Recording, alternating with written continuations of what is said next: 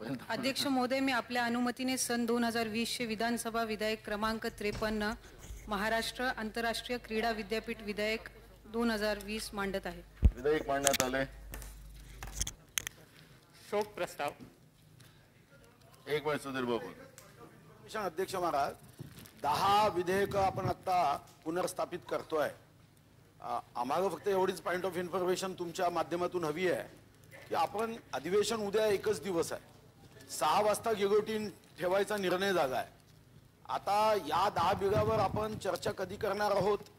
आपण खरं तर कालपासून मी ज्या पत्रकार परिषदा बघतोय, प्रत्येक पत्रकार परिषदेमध्ये सत्तारूढ पक्षाचा प्रत्येक नेता हेच सांगताय की कोणत्याही कायद्यावर विस्तृत चर्चा झाली पाहिजे. म्हणजे या हिशोबाने या 10 कायद्यावर 10 दिवस अधिवेशन वाढवावं लागेल.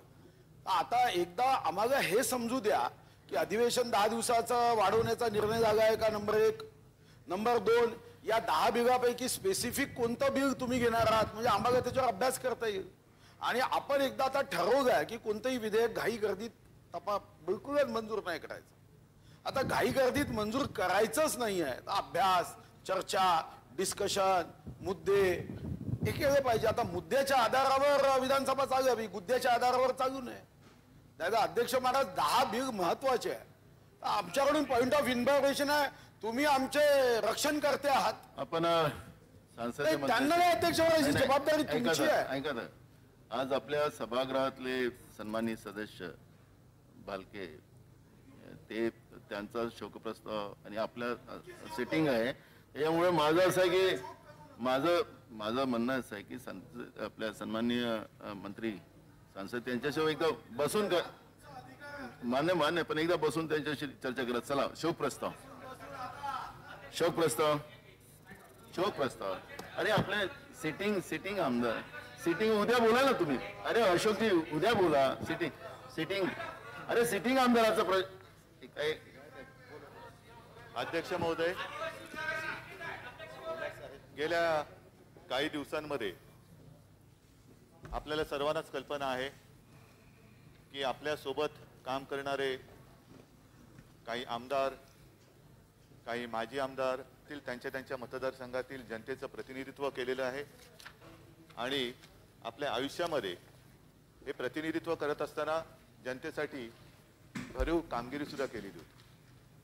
दुर्दैवाने त्यांपैकी काही जण आपल्यातून निघून गेले आणि म्हणून गेल्या काही दिवसांमध्ये आपल्यातून जे निघून गेले त्यांना श्रद्धांजली वाहण्यासाठी मी इथे उभा आहे. अध्यक्ष महोदय, भारत तुकाराम भालके, त्याच्यानंतर विष्णू सावरा, माजी मंत्री होते ते, त्याच्यानंतर जावेद इक्बाल खान, विनायकराव पुंडलिकराव पाटील, माजी राज्यमंत्री इथे, तारासिंह, सरदार तारासिंह, अनंतराव अप्पाराव देवसरकर, नरसिंगराव रामचंद्र घारपडकर, नारायण किसन पाटील, किसनराव माणिकराव खोपडे, सुरेश नामदेव गोरे, डॉक्टर जगन्नाथ सीतारामजी ढोणे यांच्या दुःखद निधनाबद्दल मी शोकप्रस्ताव मांडतो. अध्यक्ष महोदय, अजूनही मला किंबहुना माझा विश्वास बसत नाही भारत नाना आपल्यामध्ये नाही. याचं कारण मला तोही दिवस आठवतोय. 2004 तो काळ होता आणि भारत नाना हे आमच्या पक्षाच्या वतीने निवडणूक लढवत होते. त्यांच्या पक्षप्रवेशासाठी मी स्वतः पंढरपूरला गेलो होतो आणि ती झालेली प्रचंड सभा आजही माझ्या डोळ्यासमोर आहे. प्रचंड उत्साह होता जनतेमध्ये आणि जणू काही आपला एक माणूस, आपल्या कुटुंबातला माणूस आता आपलं प्रतिनिधित्व करणार आहे असं वातावरण त्यावेळेला होतं.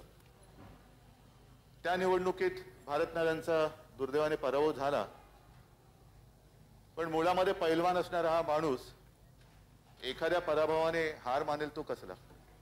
त्याने त्यांचं काम चालू ठेवलं, स्वतःची एक ओळख निर्माण केली आणि ही ओळख निर्माण केल्यानंतर सतत जनतेचे प्रश्न मांडत राहणं, जिद्दीने चिकाटीने ते धसास लावणं, स्वतःची एक ओळख करून दिली.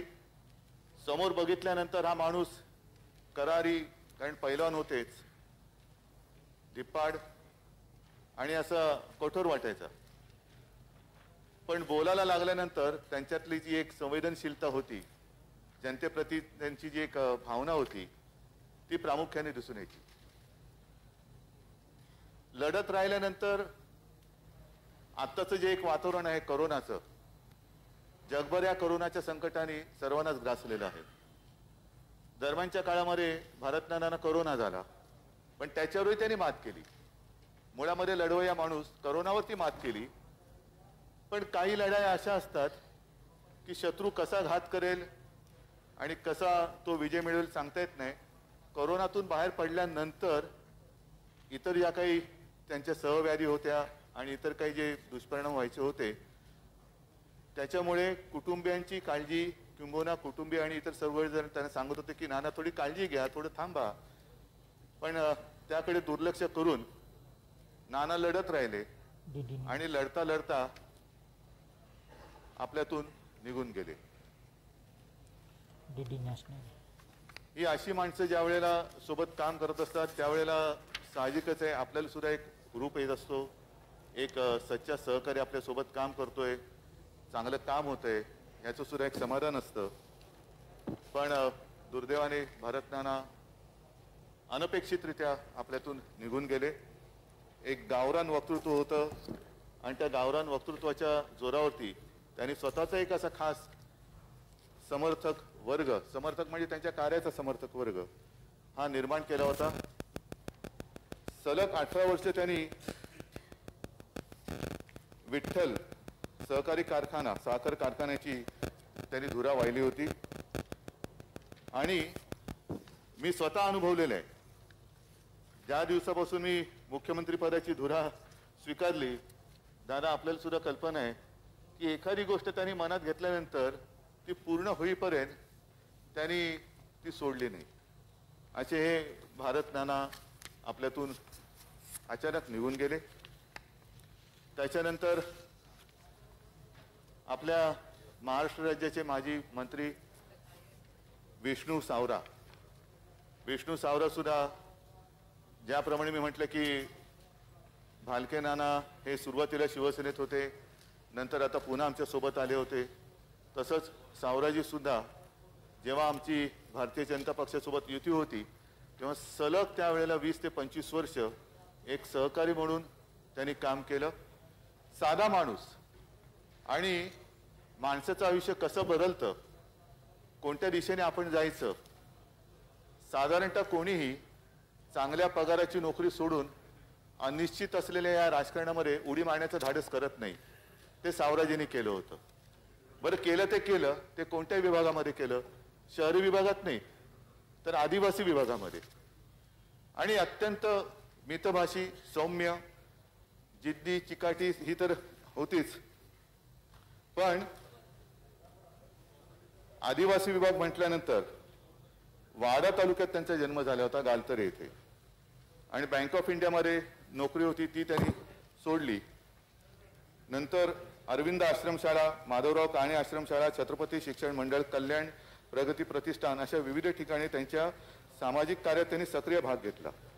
आदिवासी विकासात मोलाचं योगदान दिलेल्या सावरा यांचं व्यक्तिमत्व मी मगाशी म्हटल्याप्रमाणे मितभाषी, संयमी आणि कर्तव्य दक्ष होते.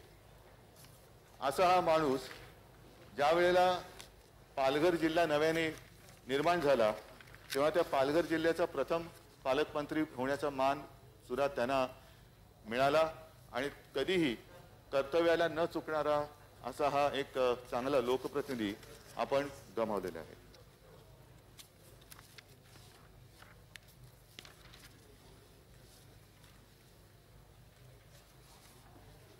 त्याच्यानंतर प्राध्यापक जावेद इक्बाल खान, महाराष्ट्राच्या राजकारणाने नेहमीच समाजकारण आणि त्यातही शिक्षण क्षेत्रात काम करणाऱ्या समंजस कार्यकर्ते आणि नेतृत्वाला संधी दिली आहे. आणि त्याचं एक चांगलं उदाहरण म्हणजे जावेद भाईंबद्दल बोलता येईल. इंग्रजीचे प्राध्यापक असलेले खान यांनी आपल्या शिक्षकी पेशाचा पिंड जोपासत समाजकारण करत राजकारणातही पाऊल ठेवले. ते विधिमंडळात आले आणि मंत्रिपदापर्यंतही पोहोचले.